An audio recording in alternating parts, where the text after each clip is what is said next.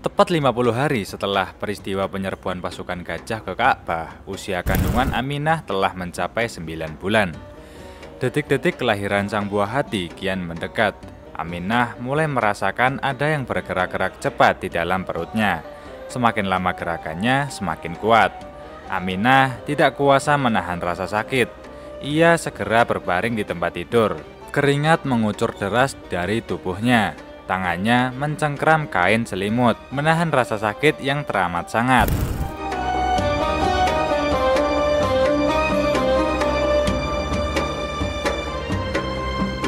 Tak lama berselang, keluar sesosok bayi mungil dari rahim Aminah. Dialah Muhammad Shallallahu Alaihi Wasallam. Ada riwayat yang mengatakan tali pusar bayi itu telah terpotong dan kemaluannya telah dihitan. Namun, ada juga ulama yang berpendapat bahwa Muhammad kecil dihitan oleh kakeknya. Hari itu, Senin 12 Rabiul Awal bertepatan dengan 22 April 571 Masehi. Menurut penelitian ulama terkemuka Muhammad Sulaiman Al-Mansurfuri, seorang anak yang akan mengubah peradaban dunia, telah lahir. Aminah berjuang sendirian melahirkan Muhammad tanpa didampingi suaminya tercinta. Beberapa tanda kenabian muncul mengiringi kelahiran Muhammad.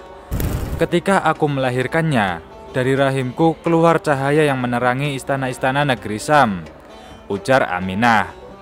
Kemudian, saat Muhammad lahir, berhala-berhala berjatuhan, istana Kisra terguncang, dan api persembahan orang Persia padam.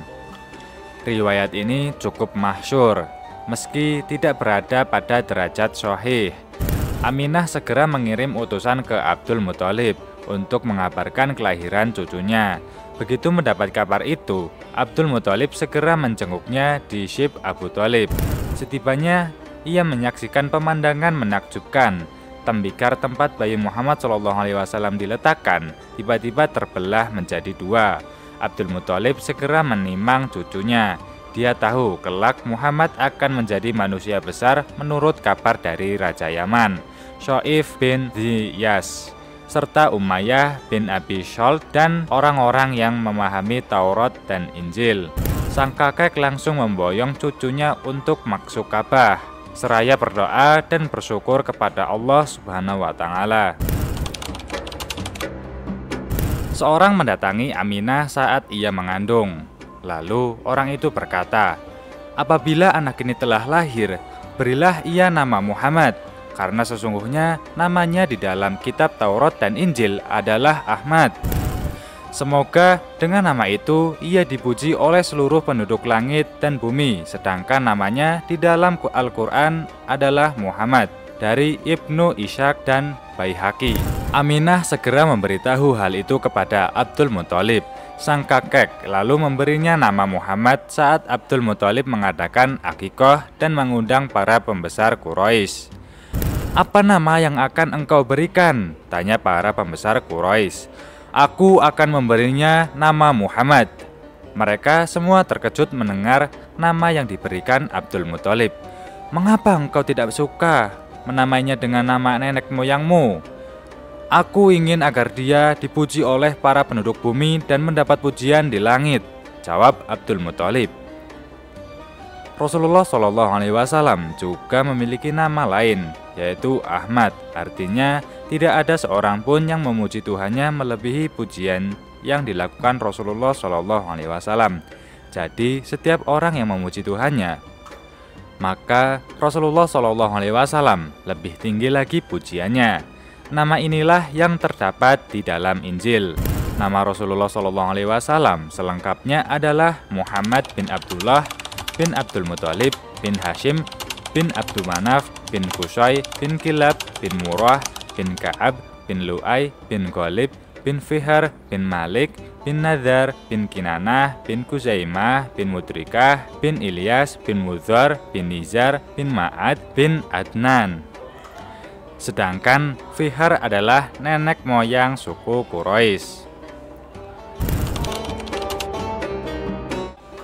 Abdul Muthalib dan Aminah begitu bahagia dengan kehadiran Muhammad. Keduanya tidak pernah berhenti menimang Muhammad kecil. Senyum kebahagiaan tersungging di kedua bibir mereka. Namun, kegembiraan itu harus segera diakhiri untuk sementara. Bayi yang mungil dan lucu itu harus segera dicarikan wanita yang dapat menyusuinya. Ini tradisi bangsa Arab. Seorang bayi yang dilahirkan dari kalangan mereka harus disusui wanita lain. Itu dilakukan dengan tujuan meningkatkan daya tahan tubuh bayi, menguatkan otot, dan memelihara kefasihan berbicara seperti ibu mereka. Karena keluarga yang menyusui bertugas melatih bahasa Arab yang disusuinya. Wanita yang beruntung itu adalah Halimah binti Abi Zuhaib dari kabilah Bani Sa'ad bin Bakar. Suaminya bernama Al-Harits bin Abdul Uzza, yang biasa dipanggil Abu Kabsyah, dari kabilah yang sama. Ayahnya bernama Abdullah bin Al-Harits bin Sitnah bin Jabir bin Rizam bin Nashirah bin Fushiyah bin Sa'ad bin Bakar bin Hawasin. Dikisahkan Zaid bin Aslam meriwayatkan dari Atta bin Yasar yang berkata bahwa Halimah pernah mendatangi Nabi SAW. Ia disambut beliau dengan menggelar selendangnya untuk sang ibu. Halimah lalu duduk di atas selendang tersebut. Dalam kisah lain, Abu Dawud, Abu Ya'la, dan lainnya meriwayatkan melalui jalur Imarah bin Suban dari Abu Tufail bahwa Nabi pernah berada di Jiranah membagikan daging. Tiba-tiba ada seorang wanita datang membawa wadah mendekati Nabi SAW. Saat itu juga Rasulullah SAW menggelar selendangnya untuk wanita tersebut. "Siapa wanita itu?" tanya Abu Tufail. "Dia adalah ibu yang pernah menyusui Rasulullah," jawab orang-orang. Halimah dan keluarganya bukan orang berkecukupan. Dia datang ke Makkah di musim paceklik, mengendarai keledai putih yang sangat lamban karena lemah dan kurus. Dia juga membawa seekor unta yang tidak lagi dapat memberikan susu. Dia juga membawa anaknya yang masih bayi yang sering menangis sepanjang malam karena kelaparan. Akan tetapi, dia tidak pernah menduga keputusannya mengambil Muhammad kecil untuk disusui berbuah keberkahan. Setiap 6 bulan sekali, Halimah datang ke Makkah menemui ibunda Muhammad hingga masa susuannya usai. Berakhirnya masa susuan membuat Halimah sedih. Tidak lama lagi, ia akan berpisah dari Muhammad kecil. Halimah tidak ingin berada jauh dari Muhammad. Ia sangat menyayangi Muhammad kecil seperti menyayangi anaknya sendiri. Batinnya bergolak. Ia bingung.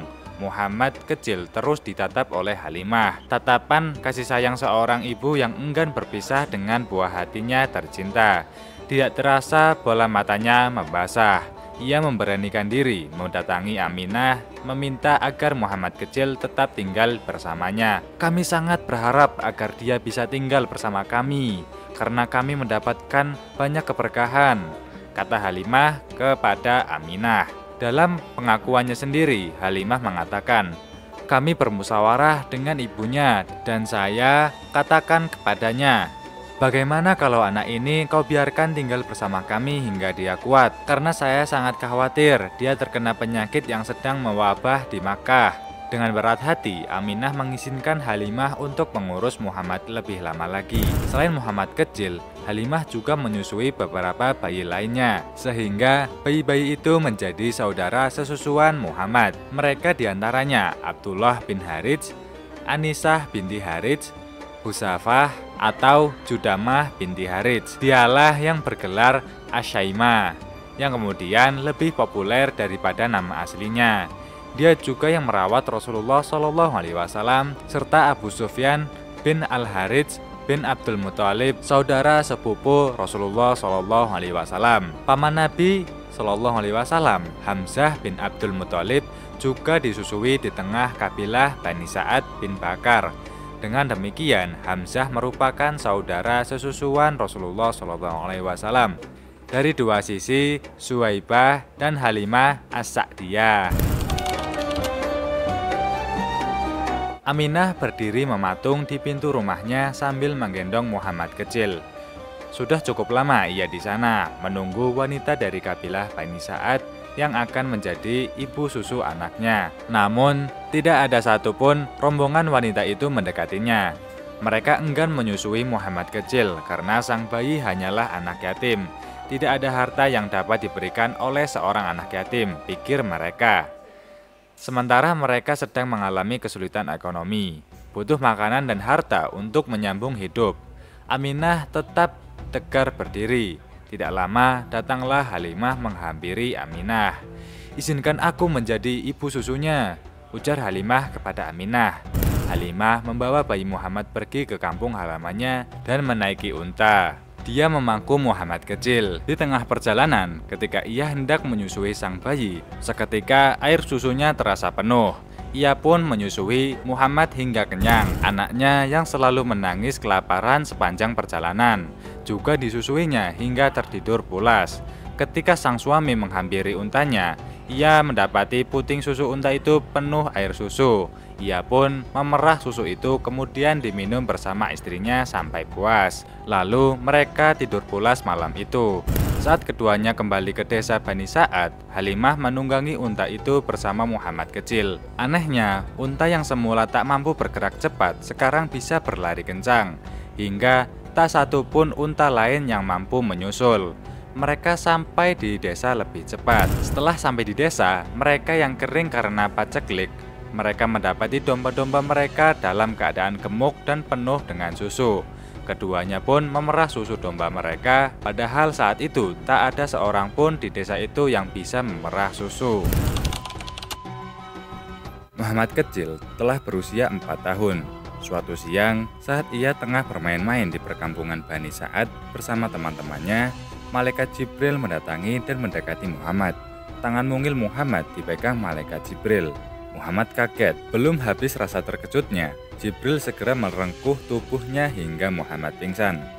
Jibril bergerak cepat. Ia buka baju Muhammad lalu membedah dada Muhammad dan mengambil hatinya. Segumpal darah dikeluarkan Jibril dari hati tersebut. "Ini bagian setan dalam dirimu," kata Jibril. Dia mencuci gumpalan darah itu di dalam bejana emas dengan air zam-zam. Setelah hati itu bersih, dia mengembalikan ke tempat semula di dalam tubuh Muhammad. Hadis riwayat Muslim. Peristiwa ini membuat teman-teman sebayanya lari ketakutan. Mereka mencari ibu susuan Muhammad sambil berteriak-teriak, "Muhammad telah dibunuh!" Halimah terkejut mendengarnya. Bersamaan dengan kaum Bani Sa'ad lainnya, ia mendatangi Muhammad. Sampainya di sana, mereka pertama terkejut. Muhammad tampak berdiri.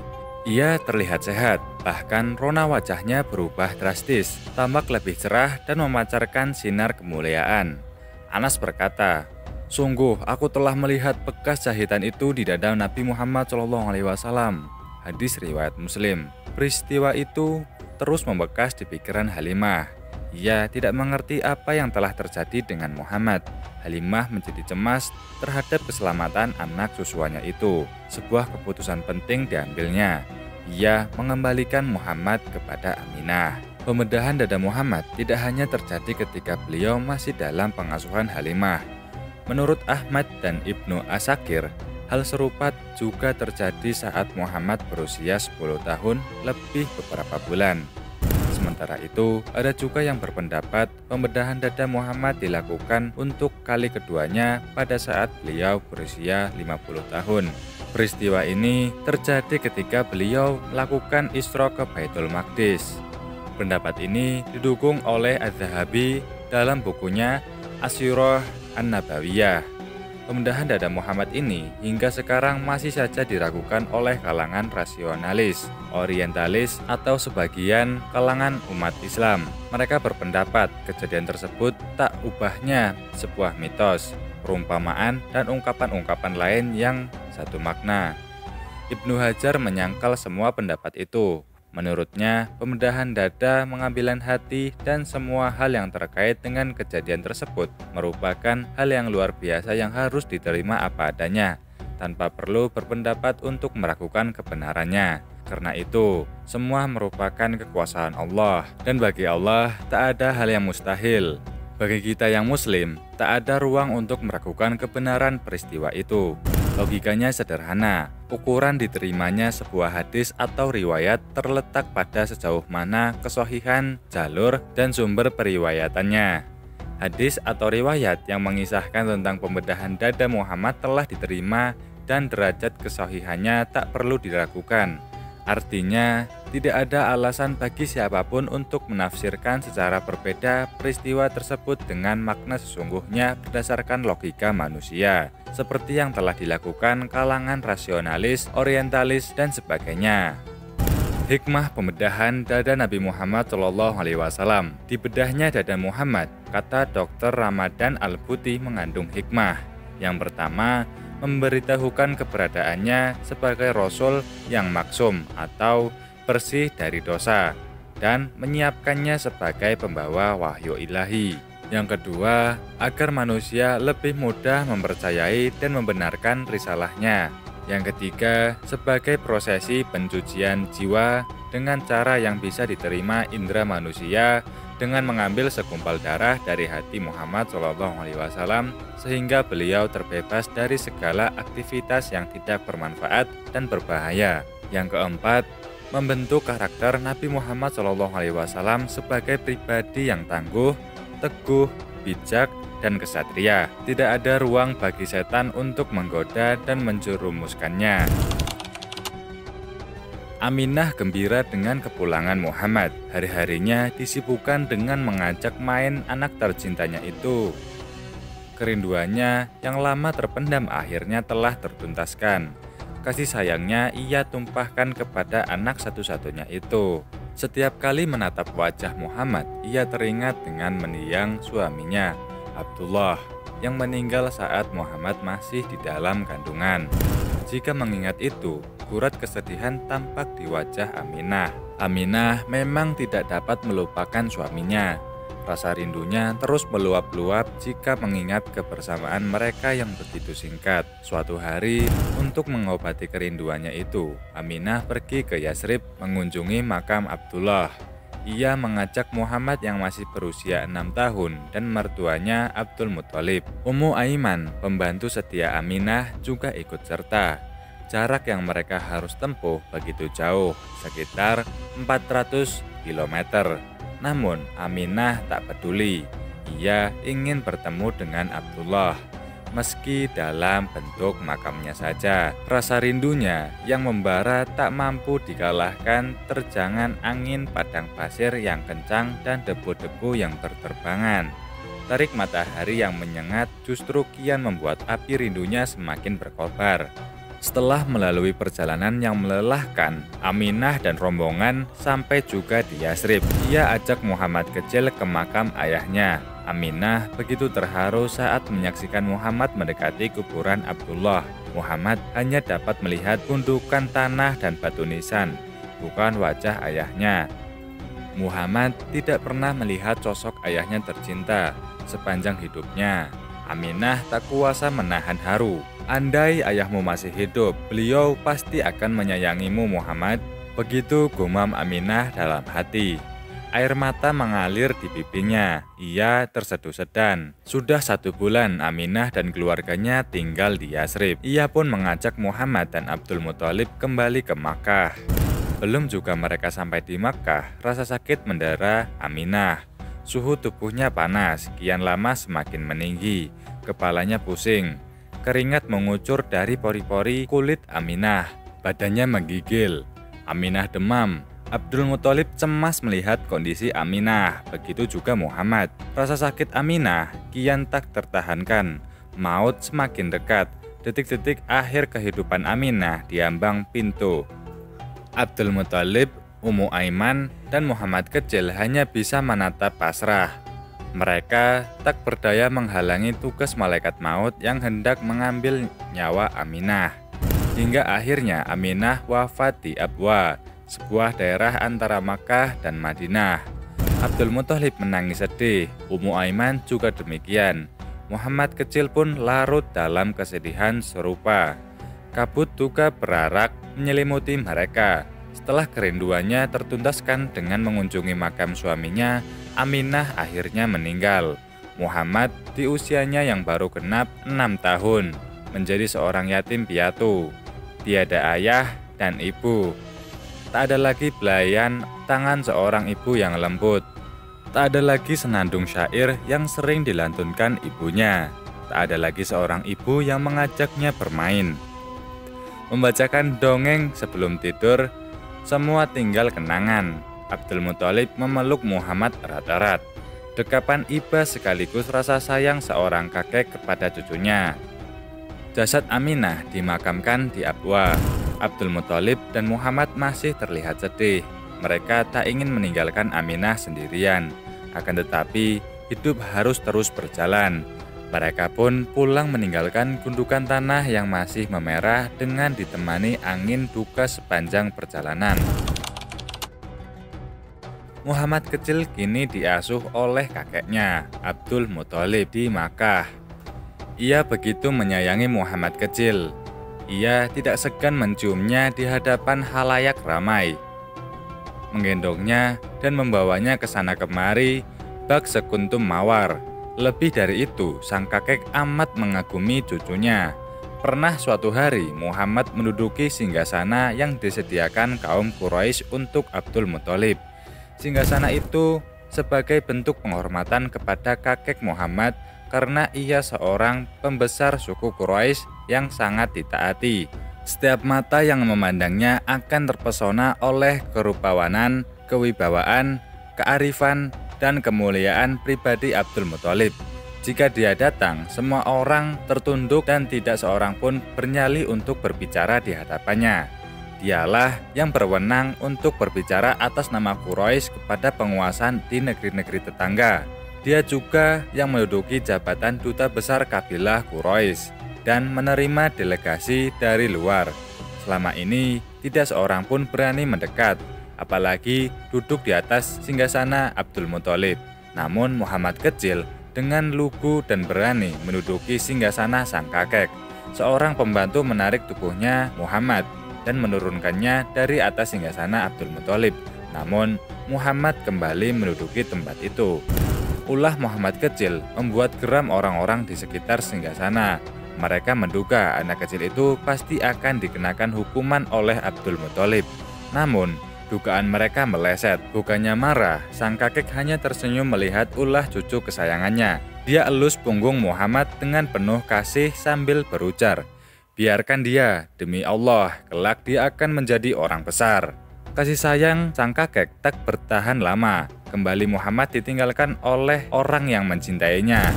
Saat Muhammad berusia 8 tahun 2 bulan dan 10 hari, sang kakek meninggal di Makkah. Muhammad bersedih. Masa-masa indahnya bersama kakeknya hanya tinggal kenangan.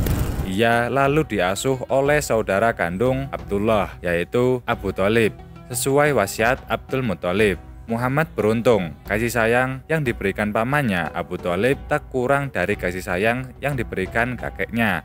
Bahkan sang paman sering memberikan kasih sayang yang berlebih kepada kemenakannya.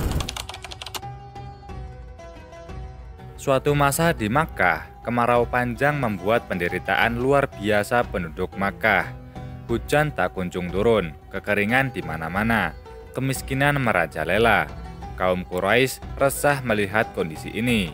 Mereka lalu berteriak memanggil Abu Thalib. "Wahai Abu Thalib, lembah telah mengering airnya, kemiskinan di mana-mana. Mari kita meminta hujan." Mendengar itu, paman Muhammad segera keluar rumah. Ia tidak sendiri, tangannya menggandeng seorang anak yang tak lain Muhammad. Abu Thalib memegang Muhammad dan menempelkan punggungnya ke Ka'bah. Saat itu, langit bersih. Tak ada gumpalan awan sama sekali. Tiba-tiba, awan menggumpal, lalu turunlah hujan dengan deras. Lembah-lembah dialiri air dan persawahan menjadi subur. Tidak hanya itu, keistimewaan Muhammad remaja. Allah Subhanahu wa Ta'ala senantiasa menurunkan berkah saat Muhammad makan bersama paman dan saudara-saudara sepupunya.